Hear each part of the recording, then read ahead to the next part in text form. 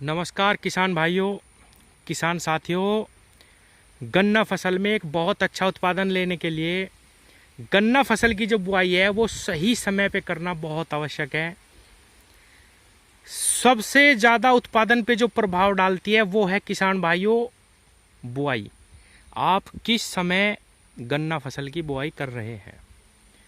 किसान भाइयों, सही कहूँ तो सितंबर अक्टूबर का ही समय गन्ना फसल में सबसे ज़्यादा उपयुक्त है एक अच्छा उत्पादन लेने के लिए। हालांकि ये जो आप वीडियो में देख रहे हैं ये मार्च की बुआई है, मार्च के पहले हफ्ते की, लेकिन ये दो ही समय है। या तो अगेती मार्च में बुआई करी जाए गन्ने की अगर आपको बहुत अच्छा उत्पादन लेना, या फिर सितंबर और अक्टूबर। सितंबर अक्टूबर के गन्ने को कोई भी गन्ना मात नहीं दे सकता। बहुत ही कम लागत में किसान भाइयों सितंबर अक्टूबर का गन्ना बहुत ही अच्छा निकल जाता है। उसके कई सारे फायदे होते हैं। एक तो हमें मार्च अप्रैल में बहुत ज़्यादा गन्ने की फिर बुआई नहीं करनी पड़ती। इसके साथ आप सरसों की बुआई कर दीजिए किसान भाइयों, आपकी सरसों भी होगी और आपका सितंबर अक्टूबर का गन्ना भी हो जाएगा, और उसको बहुत ही ज़्यादा समय मिल जाता है फलने फूलने के लिए। किसान भाइयों, बहुत ही कम खाद में बहुत ही कम लागत में एक अच्छा उत्पादन सितंबर के गन्ने से, अक्टूबर के गन्ने से लिया जा सकता है। अब ये खेत देखिए, बिल्कुल इसी के साइड में इसमें ज्वार बोई गई है 5 बीघे। ये सारी बेच दी गई 10,000 रुपये के रेट में।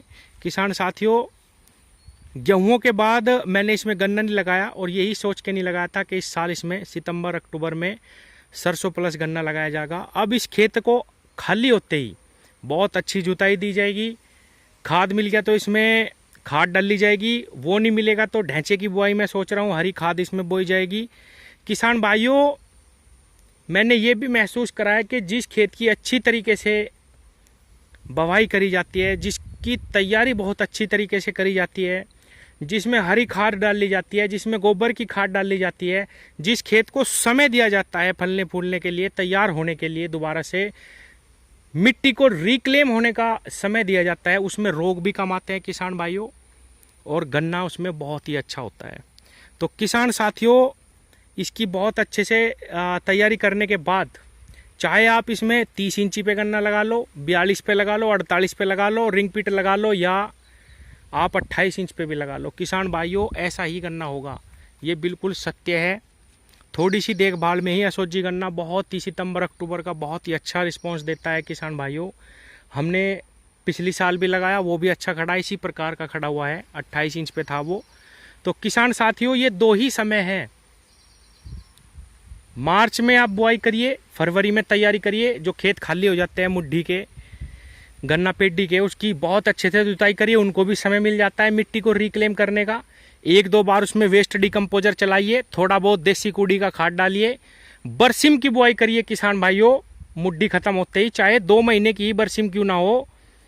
दिसंबर में भी अगर आपका खेत खत्म होता है तब भी आप मार्च तक बरसिम रख सकते हैं उसमें, और उसको उसी में जोतिए किसान भाइयों। बहुत ही सुंदर, बहुत ही ज़बरदस्त रिजल्ट मिलने शुरू होंगे। और बरसिम बोने के बाद उसको काट दीजिए उसमें, और वेस्ट डिकम्पोजर का प्रयोग करना शुरू करिए किसान भाइयों। जितनी भी पेस्टिसाइड, जितनी भी दवाएं हम ज़मीन में डाल रहे हैं, उसको पचाने का काम वेस्ट डिकम्पोजर करता है। मेरे पास से ले जाओ, बिल्कुल फ्री। एक खेत में साल भर में 2-3 बार चला दो, उससे ही काम हो जाता है। जो रासायनिक किसान है उनका तो, जैविक किसान तो खैर परमानेंट चलाते हैं उसको। किसान साथियों, ये ही तरीके हैं एक अच्छी फसल लेने के। अगर आप मिट्टी को समय नहीं देंगे,